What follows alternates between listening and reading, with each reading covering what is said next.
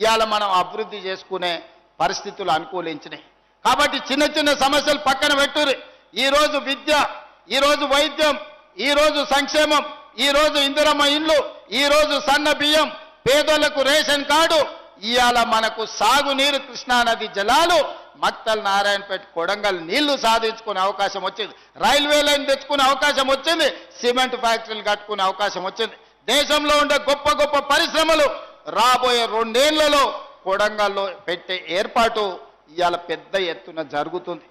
మరి ఇన్ని పనులు జరిగినాయంటే మీ బిడ్డ పెద్దోడైంది కాబట్టి, మీ బిడ్డ ప్రయోజకుడైంది కాబట్టి 2009లో మీరు నాటిన మొక్క ఈరోజు పెద్ద చెట్టు అయి పండ్లు కాస్తున్నాయి. ఆ చెట్టును కాపాడుకున్న బాధ్యత మీది.